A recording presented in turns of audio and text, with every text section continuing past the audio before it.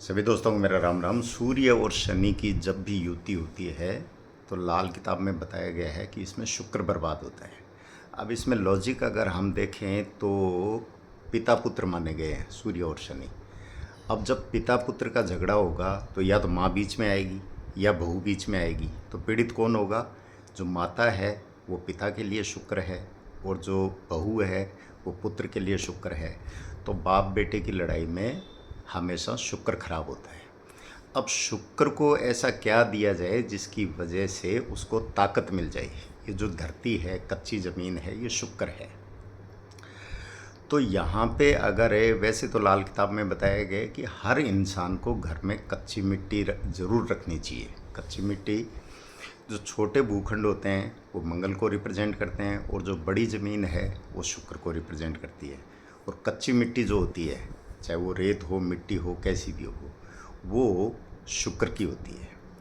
तो वहाँ पे अगर सरसों के तेल की बूंदें गिराई जाएं, रोज़ सूर्य को दिखा के सरसों के तेल की बूंदें गिराई जाएं, तो शुक्र को जो है शनि की ताकत मिलेगी, क्योंकि सरसों का तेल जो है वो शनि को रिप्रेजेंट करता है और उसमें चिकनाई है वो शुक्र की है।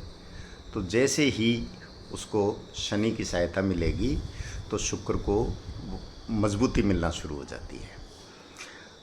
अब इस चीज़ का ध्यान रखना है कि वहाँ पे सातवें घर में केतु ना हो तो ही ये उपाय करें।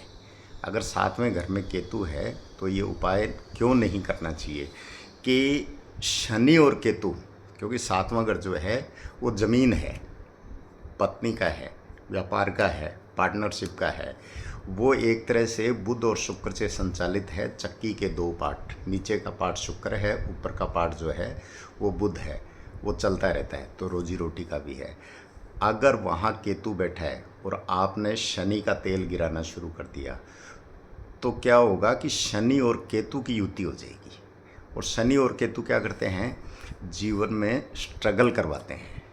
आप किसी भी कुंडली में शनि केतु की युति देखेंगे तो मान के चलो कि 30 साल तक ऐसा व्यक्ति स्ट्रगल करता ही करता है। मोस्टली, मैं ये नहीं कह रहा कि सारे ही करते हैं, क्योंकि आगे पीछे के कर्म भी देखे जाते हैं, भाग्य से भाग्य जुड़ा होता है।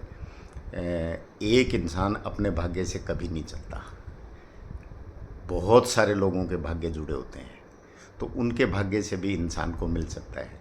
लेकिन अगर व्यक्ति के शनि केतु की युति है तो उसको 30 साल तक जो है, जब तक वो 30 साल का होगा तब तक उसको क्या है, स्ट्रगल करनी ही पड़ेगी।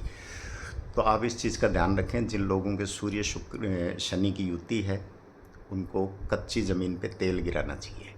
अब कच्ची ज़मीन देश में विदेश में हर जगह मिल जाती है।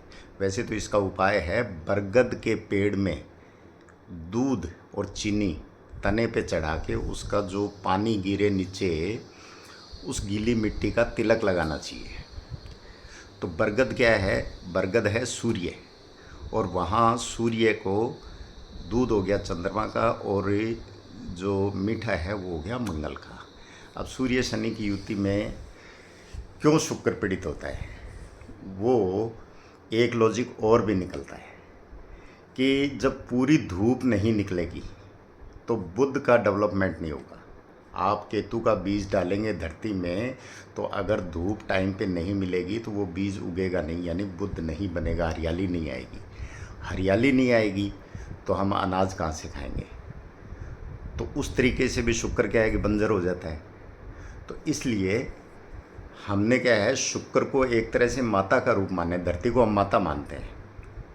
तो धरती हमें सब कुछ खाने पीने की चीज़ें देती है, खनिज देती है, तेल पानी जो भी हमें चाहिए होता है वो देती है। तो और शुक्र कौन होती है? स्त्री होती है, वो बच्चे को जन्म देती है, यानी केतु को जन्म देती है। और केतु बड़ा होके उसके बुढ़ापे की लाठी बनता है। तो शुक्र को मजबूत करने का सबसे अच्छा तरीका है कच्ची ज़मीन पे तेल गिराएं। लेकिन ध्यान रखें, कमेंट आ सकता है अब मेरे यहाँ बैठा है, मेरे यहाँ बैठा है, कहीं भी बैठा हो, शनि अकेला भी कहीं भी बैठा है, सूर्य शनि की दृष्टि संबंध बन रहे हैं, सूर्य शनि का आपस में कहीं भी संबंध बन रहे हैं, नक्षत्र में भी एक दूसरे के बैठे हैं, तो मान के चलो कि कच्ची ज़मीन पे आपको तेल गिराना है। लेकिन इस चीज़ का ध्यान रखें कि सातवें घर में केतु ना हो।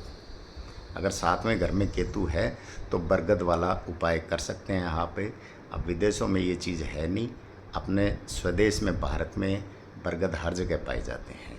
तो ये उपाय आप करेंगे तो इससे आपके शुक्र से संबंधित सारी परेशानियाँ जो है वो दूर हो जाएंगी। आप करके देखेंगे, आपको लाभ होगा। नमस्कार, धन्यवाद।